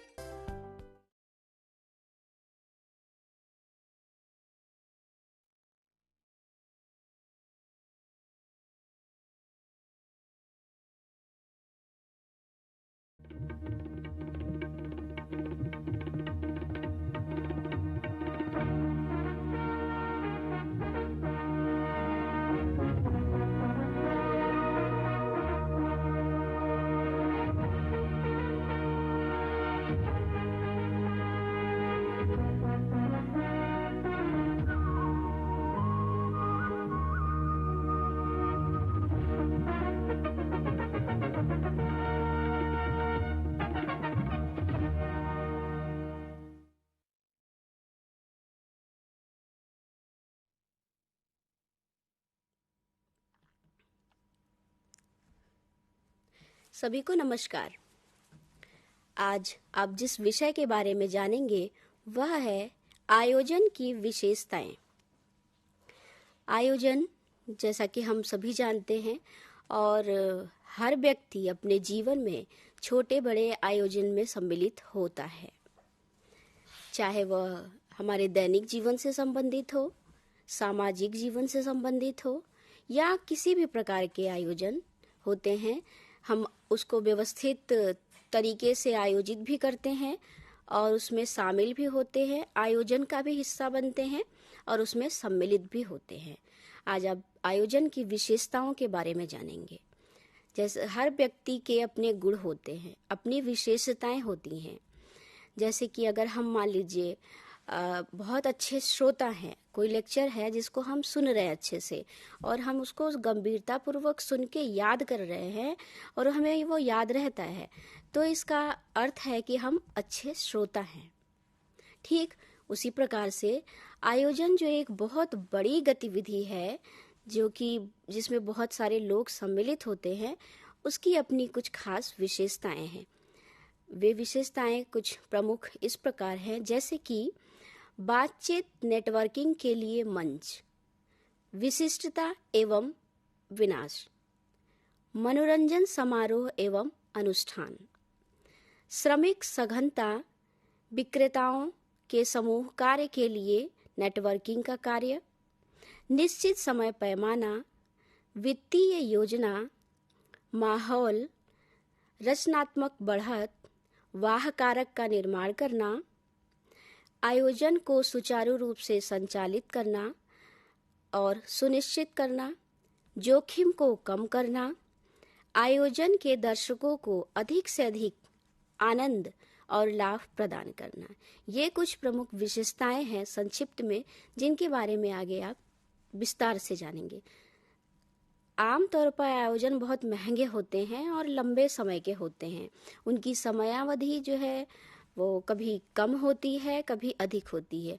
उनकी समयावधि कार्यक्रम की योजना पे आधारित होती है कि कार्यक्रम कितना छोटा है और कितना बड़ा है, उसमें कौन से लोग सम्मिलित होते हैं। और आयोजन की जो योजना होती है उसको बहुत ही सावधानी पूर्वक बनाने की आवश्यकता होती है। सावधानी और गंभीरता पूर्वक, क्योंकि ये एक बहुत जिम्मेदारी का कार्य होता है कि हम आयोजन कैसे करते हैं। इसमें हम उद्देश्य, शीर्षक, स्थान, दर्शक, इन सभी चीज़ों का ध्यान रखते हैं। एक सुचारू योजना हम बनाते हैं कि किस प्रकार से योजना बनाएंगे। आयोजन की योजना करते समय जैसे कि आयोजन के उद्देश्य, शीर्षक, स्थल, दर्शक, हमारा लक्षित दर्शक कौन है, उपलब्ध संसाधन, आयोजन की समय और समूह के कौशल पर विचार करना होता है। आयोजक की मांग उम्मीद से कहीं अधिक है। कुछ कार्यक्रम केवल एक बार होते हैं या साल में एक बार होते हैं या कई साल पे एक बार होते हैं। द्विवार्षिक रूप से आयोजित भी किए जाते हैं। आमतौर पर हर साल एक ही समय में कई सारे आयोजन भी किए जाते हैं। उनमें से कई वित्तीय जोखिम और सुरक्षा जोखिम सहित उच्च स्तर के जोखिम भी उठाते हैं। बहुत कुछ इसमें जिम्मेदारी पर लगा होता है। हमारी जिम्मेदारी पे ये बहुत सारी चीज़ें निर्भर होती हैं। हर कलाकार, चाहे वह एथलीट हो या कोई मनोरंजन करता हो, अपना सर्वश्रेष्ठ प्रदर्शन करना चाहता है। जैसे कि शादी में एक दुल्हन है तो वह शादी विवाह एक बार होता है और हर व्यक्ति चाहता है कि यह काफ़ी खास तरीके से हो ताकि हमारे यादगार का विषय बन सके और हमारे जीवन का एक अभिन्न हिस्सा हो और खास हो, जिसे हम संजो करके रख सके। अगर कोई व्यापारी है तो वह अपना उत्पाद जितनी मेहनत से बनाता है, वह भी चाहता है कि हमारा उत्पाद काफ़ी लोगों तक पहुँचे और काफ़ी अच्छे से लॉन्च हो, जिसका सकारात्मक प्रभाव पड़े, यह आदर्श और यादगार हो, ऐसा सभी चाहते हैं। विपणन प्रबंधक और डिजाइन समूह भी यही चाहते हैं कि हमारा कोई भी कार्यक्रम हो वो काफ़ी यादगार हो। नए उत्पाद को उपभोक्ता द्वारा सकारात्मक रूप से लिया जाए। कोई भी नया उत्पाद है तो अगर उसको लॉन्च किया जाता है तो ऑडियंस होती है वो सकारात्मक रूप से ले। एक बड़े बजट के उत्पाद लॉन्च की जो कल्पना अगर करते हैं उसमें लोग वित्तीय जोखिम होता है, अर्थ काफ़ी लगाए जा चुके होते हैं, तो यह उसमें रिस्क होता है कि कितना हमारा कार्यक्रम सकारात्मक रूप से लोगों तक पहुंचा है। जैसे कि अगर बहुत बड़ा कार्यक्रम है, जैसे मान लीजिए कि 500 खिलाड़ी हैं और एक मीडिया वहाँ पे उपस्थित है, तो उन सभी चीज़ों का ध्यान हमें रखना पड़ता है कि किस प्रकार से लोग किस समूह में आ रहे हैं और उनका आयोजन कैसे करना है। यदि यह एक फैंसी ड्रेस प्रतियोगिता हो या कोई असामान्य स्थान पे हो रहा हो और बहुत सारे संसाधन, प्रकाश व्यवस्था, ध्वनि और विशेष प्रभावों की मांग क्या होती है। जैसे आयोजन में बहुत सारी चीज़ें ज़रूरत पड़ती हैं कि हम किन किन चुनौतियों से इसमें लड़ेंगे और कौन सी चुनौतियां हमारे सामने आएंगी। आकस्मिक आने वाली चुनौतियों का भी हम सामना करते हैं, तो उसके लिए भी हमें खुद को तैयार करना पड़ता है। और इस प्रकार से आयोजन की जो प्रमुख विशेषताएं हैं, व्यापारी या बातचीत और नेटवर्किंग के लिए एक मंच सबसे प्रमुख विशेषता है। जो पहली, बातचीत और नेटवर्किंग के लिए एक मंच। कोई भी कार्यक्रम आयोजित किया जाता है तो उसमें एक सभी व्यक्ति एक जगह इकट्ठा होते हैं। आज भीड़ भाड़ और तनाव की दुनिया में और लोग जिस तरह से सीमित हो गए हैं, उनकी दिनचर्या काफ़ी व्यस्त है, तो लोग पास रह के भी मुलाकात नहीं हो पाती है, बातें नहीं हो पाती हैं। तो आयोजन जो कभी होते हैं वही एक ऐसा अवसर देते हैं जिसमें लोग एक दूसरे से मिलते हैं, बातचीत करते हैं और अपनी एक की गई कार्यों के बारे में एक दूसरे को बताते हैं। यह धन जुटाने से संबंधित गतिविधियों, अनुष्ठानों से संबंधित और विभिन्न प्रकार के बहुत से कार्यों को एक साथ लाता है। आयोजन एक बहुत ही महत्वपूर्ण भूमिका निभाते हैं लोगों को एक साथ लाने में, और नेटवर्किंग के माध्यम से एक दूसरे से लोग जुड़ते हैं, बात करते हैं, अपनी सेवा का, उत्पाद का आदान प्रदान करते हैं और उसके बाद वो उसका हिस्सा बनते हैं। तो यह आयोजन लोगों को बहुत ही ज़्यादा बातचीत और नेटवर्किंग का एक अवसर प्रदान करता है। और कई तरह के लोग होते हैं जो अलग अलग होते हैं, तो उनको एक साथ लाता है, एक मंच पे लाता है, या इसमें लक्षित दर्शकों और लोगों के बैठने की व्यवस्था, इन सभी चीज़ों का ध्यान रखना पड़ता है कि कैसे हम लोगों को एक मंच प्रदान करें।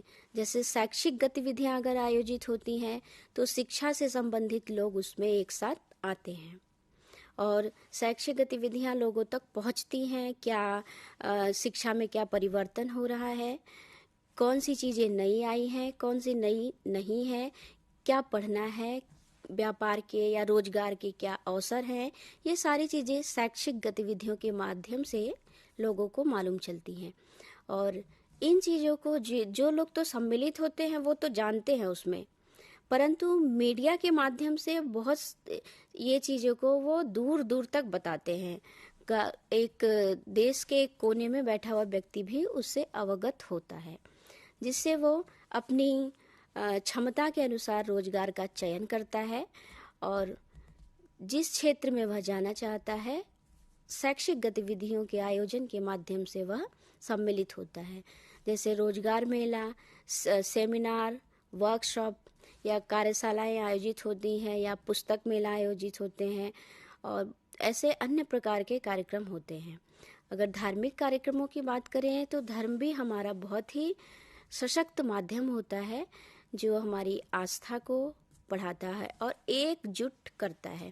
अगर हम कुंभ मेला की बात करें तो उसमें इतने ज़्यादा संख्या में लोग दूर दूर से आते हैं कि उन्हें एक अच्छा मंच मिलता है उनकी आस्था के लिए और हम भारतीय परंपरा को आगे ले जाने के लिए बहुत अच्छा मंच मिलता है। लोग एक दूसरे से मिलते हैं, एक दूसरे की संस्कृतियों के बारे में जानते हैं और हमारी जो भारतीय परंपरा है उसको आगे बढ़ाने में मदद करते हैं। तो ये एक बहुत बड़ा बातचीत का मंच भी प्रदान करता है। अब हम बात करेंगे विशिष्टता और ध्वंस। यह आयोजन की दूसरी विशेषता है। विशिष्टता का मतलब यह होता है कि हर आयोजन अपने आप में एक अद्वितीय होता है। सभी प्रकार के जो आयोजन होते हैं, आयोजन के लोग अलग होते हैं, स्थल अलग होते हैं और उनके दर्शक भी अलग होते हैं। तो हर आयोजन की अपनी एक विशिष्टता होती है, वो अपने आप में अनोखापन लिए रहता है, हर दिन कुछ नया होता है। तो और आयोजनकर्ता को ये खास ध्यान रखना होता है कि एक बार जो आयोजन कर रहा है फिर दूसरी चीज़ों में वो चीज़ ना सम्मिलित करे, उसमें कुछ नयापन लाए, क्योंकि लक्षित दर्शक या आज का जो भोक्ता है वह हमेशा कुछ नया चाहता है, तो वह चाहता है कुछ नया हो। तो इसमें विशिष्टता का ध्यान रखते हुए काफ़ी रचनात्मक चीज़ें सम्मिलित करनी होती हैं। आप नई तकनीकी को सम्मिलित कर सकते हैं, आधुनिक और पारंपरिक चीज़ों को एक साथ रख सकते हैं और लोगों की रुचियां किस में हैं उन चीज़ों को भी उसमें सम्मिलित कर सकते हैं। संगीत से जुड़े कार्यक्रम और नृत्य से जुड़े कार्यक्रम, मनोरंजन से जुड़े अन्य कार्यक्रम आयोजित करते समय आप विभिन्न प्रकार की विधाओं को एक साथ सम्मिलित करके एक अच्छा आयोजन कर सकते हैं। यह उसकी विशिष्टता होती है और हर कार्यक्रम अपने आप में अनोखा होता है क्योंकि दर्शक अलग होते हैं। कभी कभी एक ही शहर में एक ही आयोजनकर्ता किसी कार्यक्रम को आयोजित कर रहा होता है, तो एक ही आयोजन करता है और एक ही शहर है, लेकिन दो जगह आयोजन कर रहा है कोई कार्यक्रम, तो उन दोनों कार्यक्रमों में आप लोगों को विशेषता दिखाई देगी, मतलब अलग कुछ दिखाई देगा। वो समान नहीं होंगे, चीज़ें अलग होंगी, संसाधन अलग होंगे, उनकी शैली अलग होगी। तो ये अपने आप में एक विशिष्ट है। और विध्वंस से तात्पर्य है कि कभी कभी हम किन्हीं चीज़ों से अवगत नहीं होते हैं और कभी अनुभव की खास कमी होती है जिन लोगों में, वे अगर कार्यक्रम आयोजित करते हैं तो पूरे तथ्यों से अवगत नहीं होते हैं, तो कभी जोखिम का सामना भी करना पड़ जाता है। ऐसा कभी क्षेत्र है, कभी हमारा समाज विविधताओं से भरा हुआ है, तो लोग कई संप्रदाय के होते हैं, तो कभी ऐसा क्षेत्र है जहाँ पे उस समुदाय के व्यक्ति नहीं है और वहाँ पे हम उसके विपक्ष कार्य कोई आयोजित कर रहे होते हैं जिसका हमें पता भी नहीं होता कि ये चीज़ें वहाँ पे लोगों को बुरी लग जाएंगी, लेकिन वह विरोध का सामना आयोजनकर्ता को करना पड़ता है। तो ऐसी चीज़ों का भी ध्यान रखना पड़ता है। कभी हम ऐसे जो चुनाव से संबंधित अगर राजनीतिक क्षेत्र में देखें तो आए दिन हमें सुनने को मिलता है चुनाव में कि कहीं मारपीट हो गई या कहीं गोली चल गई, तो ऐसे समय में काफ़ी विवाद का विषय होता है। तो हमें उन चीज़ों के लिए भी तैयारी करके रखनी चाहिए कि जो आयोजन है वह पूरी तरह सफल हो, बीच में कोई व्यवधान ना आए, कोई मारपीट, लड़ाई झगड़ा या फिर कोई ऐसा अप्रत्याशित घटना ना हो पाए। इसके लिए भी हमें सजग रहना पड़ता है, अन्यथा जान माल की बहुत ही हानि होती है। और कभी हमारा पर्यावरण नुकसान होता है। पर्यावरणीय अगर विध्वंस की बात करें तो हमारे पर्यावरण जो रात तक डीजे या बाजे बजाने होते हैं, और या फिर पटाखे फुलझड़ी का आता है, वैवाहिक कार्यक्रम हो, और आज के समय में अक्सर करके आप देख रहे होंगे कि सभी कार्यक्रमों में पटाखे फोड़े जा रहे हैं। उन पटाखों से हमारा पर्यावरण का नुकसान होता है, लोगों को स्वास्थ्य का नुकसान होता है। तो इन चीज़ों का हमें ध्यान रखना पड़ता है कि जो नियम बनाए जाते हैं वो हमारे लिए ही होते हैं, तो वो नियम हमारे खिलाफ नहीं होते। हमें पर्यावरण से अगर नुकसान है तो इसमें कोई बुराई नहीं है कि हम पटाखे ना छोड़ें। तो इस बात का हमें ध्यान रखना पड़ता है। कभी कोई ऐसी चीज़ें हो रही होती हैं जिसमें बिजली के तार का नुकसान हो जाता है, या बिजली के खंभे गिर जाते हैं, या कहीं आग लग जाती है। तो ये सारी चीज़ें जो हमें पता नहीं होती हैं, अचानक ऐसे विध्वंसात्मक घटनाएं हो जाती हैं। तो हमें अपना जो कार्यक्रम है, योजना इस तरीके से व्यवस्थित रखनी चाहिए कि आकस्मिक अगर कोई घटना होती है तो हम उसको भी बचाव कर सके, उससे भी हम सुरक्षित हो सके। अन्यथा उस कार्यक्रम से जो प्रभाव पड़ता है वह प्रभाव अमिट होता है, उसका प्रभाव जाता नहीं है। फिर दर्शक चाह के भी ना तो उस कंपनी से जुड़ना चाहेंगे, ना ही उस आयोजनकर्ता से जुड़ना चाहेंगे। इसलिए हमें इस बात का ध्यान रखना पड़ता है। अब हम बात करेंगे, तीसरी विशेषता है लाइव अनुभव बनाना। लाइव अनुभव बनाना, आयोजन हर किसी को एक सजीव अनुभव प्रदान करता है, आनंद उत्साह प्रदान करता है। तो हम कभी कभी देखते हैं कि आजकल आधुनिकता और विज्ञान के आविष्कार में अगर कोई व्यक्ति आ रहा होता, जैसे कि अगर हम जयमाल पे दुल्हन के आने की जो सीन है उसको देखें, तो उस समय भी उस चीज़ को कितना जीवंत किया जाता है संगीत के माध्यम से। बहुत अच्छा लगता है कि किस प्रकार से उस चीज़ को म्यूज़िक के माध्यम से, लोग सजावट के माध्यम से हम जीवंत कर देते हैं। एक जीवंत अनुभव मिलता है जिससे अगर कल्पना करें कि एकदम शांति से कोई आ रहा है और एक तरफ बहुत मधुर धुन बज रही है और कोई आ रहा है, तो उन दोनों दृश्यों में से कौन सा दृश्य अच्छा लगेगा? स्वाभाविक सी बात है, जिसमें गीत, संगीत और एक आनंद उत्साह समाया हो वो अच्छा लगेगा। यह मानवीय प्रकृति है कि उसे वह अच्छा लगता है। और अगर कोई कार्यक्रम है जिसमें कि व्यक्ति सम्मिलित हुआ है और एक विशेष प्रभाव दिखाया जाए, जैसे कोई मंच बनाया जाता है या कोई जयमाल का हुआ या सगाई का हुआ, तो उसमें कृत्रिम बादल का निर्माण किया जाने लगा है, वो बड़ा दैवीय दिखता है। तो हर कोई उसमें अपना दैवीय प्रभाव चाहता है। तो इस प्रकार से एक सजीव अनुभव आयोजन के माध्यम से लोगों को मिलता है। और रेडियो, टेलीविज़न, कुछ गाने होते हैं जो हमारे मस्तिष्क को काफ़ी अच्छा प्रभाव डालते हैं और वो सजीव बनाते हैं। लोगों के जीवन से जुड़ी बातें उसमें सम्मिलित होती हैं। वे उनके यादगार को, अनुभव को अनोखा और विशिष्ट बनाते हैं। जैसे कि पुराने समय के अगर आप गीत संगीत सुनेंगे तो वो उसमें कुछ कहानियाँ होती थी, कुछ ज्ञान होता था और ज्ञान गीतों के माध्यम से दी जाती थी। और जैसे कि आप पुराने समय के आल्हा और उदल की कहानी सुनेंगे तो उसमें उनके समय की पूरी कथा सुनाई जाती है, जिसके माध्यम से वह बोरिंग भी नहीं लगता है, रोचक लगता है। लोग मनोरंजन के माध्यम से ही कार्यक्रम को सुनते हैं। कार्यक्रम सुनने के बाद वे उससे ज्ञान भी अर्जित कर लेते हैं, प्रभाव भी अच्छा पड़ता है और एक सजीव अनुभव भी उन्हें प्राप्त होता है।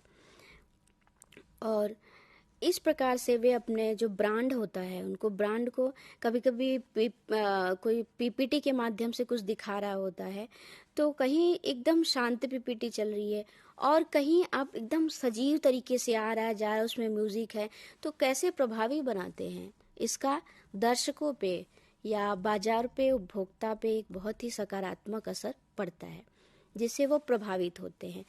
जैसे कि सभी लोग कहते होंगे, जो दिखता है या जैसा दिखता है, जो दिखता है वही बिकता है। यानी कितनी आकर्षक तरीके से चीज़ों को हम बाजार में प्रस्तुत कर रहे हैं, लोगों के सामने कितनी आकर्षक तरीके से हम प्रस्तुत कर रहे हैं, इसका बहुत बड़ा असर होता है, जिसके माध्यम से वह चीज़ें, उत्पाद काफ़ी अच्छे से लॉन्च होता है और व्यापार को भी बढ़त मिलती है।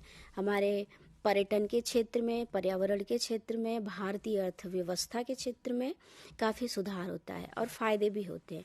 हमारी अर्थव्यवस्था मजबूत होती है। तो ये है लाइव अनुभव, किस तरह से हम आयोजन को और दर्शकों को सजीव अनुभव देते हैं। यह होता है लाइव अनुभव सृजन करना। कैसे हम अपने कार्यक्रम को अनुभव के माध्यम से सजीव बनाते हैं। जितना सजीव बनाएंगे उतना अच्छा प्रभाव पड़ेगा।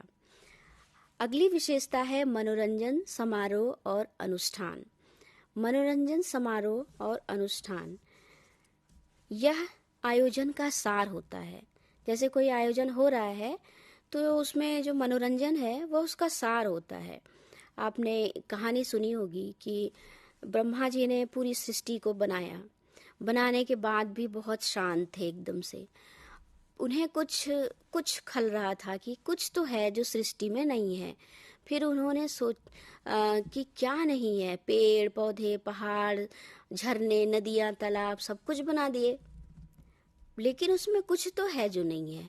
फिर उदास बैठे थे, नहीं समझ पा रहे थे। तब सरस्वती जी ने आके कहा क्या हुआ। फिर उन्होंने बताया कि मैंने सब कुछ बना दिया, इतनी सुंदर सृष्टि बनाई, पर कुछ तो है जिसके बिना इसमें जान नहीं है, कुछ कमी है। फिर उन्होंने बताया कि इसमें संगीत की कमी है। वह है संगीत, जिसके माध्यम से व्यक्ति के मन के तार झनझना उठते हैं, उन्हें एक मनोरंजन प्राप्त होता है। तो वह कमी सरस्वती जी ने पूरी की। तो मनोरंजन हर कार्यक्रम, हर व्यक्ति चाहता है और हर कार्यक्रम में यह एक सार होता है, उसकी जान होता है कार्यक्रम का, कि कैसे कार्यक्रम बहुत अच्छा हो। और इसके लिए बहुत प्राथमिक भी होते हैं और कुछ और द्वितीयक मनोरंजन भी होते हैं। जैसे कि मान लीजिए अगर पुरस्कार समारोह आयोजित हो रहा है तो उसमें मनोरंजन द्वितीयक होगा। उसमें इसलिए रखा गया होता है कि कभी किसी के आने में या जो मुख्य अतिथि आए उनके आने में देरी हो, तब वह मनोरंजन का कार्य दर्शक दीर्घा बोर न हो, दर्शक दीर्घा उठ के चला न जाए। उन्हें बांधे रखने के लिए मनोरंजन की आवश्यकता होती है। बीच बीच में कुछ प्रसारित होता है या संचालित होता है। और मान लीजिए कि शैक्षिक कार्यक्रमों में मनोरंजन की जो जगह है वो द्वितीयक होगी, लेकिन यहीं अगर हम बात करें वैवाहिक कार्यक्रम की, धार्मिक कार्यक्रमों की, तो उसमें गीत संगीत जो मनोरंजन है वह प्राथमिक होगा। कई तरीके के मनोरंजन होते हैं। अगली विशेषता है श्रम गहनता, विक्रेताओं के साथ नेटवर्किंग और समूह कार्य। बिना श्रम के तो कुछ होता नहीं है। हर आयोजन में अपनी एक समूह की पूरी मेहनत समाई होती है कि कैसे हम आयोजन करें। वह काफ़ी श्रम करते हैं। श्रम के माध्यम से श्रम मानसिक होता है, शारीरिक होता है, सामाजिक होता है, भागदौड़ होती है। और आप घर परिवार में देखते होंगे कि कोई कार्यक्रम जब बीतता है तो लोग कितना सुकून और आराम में आते हैं। इसका तात्पर्य है वो जो सुकून और आराम उनको चाहिए होता है, वो उनकी मेहनत से जुड़ा होता है कि उस कार्यक्रम में उन्होंने कितनी मेहनत की है। और विक्रेताओं के साथ, जो विक्रेता होते हैं, क्रेता विक्रेता, उनके साथ नेटवर्किंग की आवश्यकता होती है कि नेटवर्किंग हम कैसे करें, समूह के साथ कार्य कैसे करें, यह आयोजन की विशेषता होती है। अगली विशेषता है निश्चित समय स्केल। हर कार्यक्रम का अपना एक समय होता है और एक जनसंख्या जो सम्मिलित होती है उसकी संख्या होती है कि कितने देर का है, 1 घंटे का है, 1 दिन का है, या फिर उसमें 3 साल का, 1 साल का समय लगने वाला है।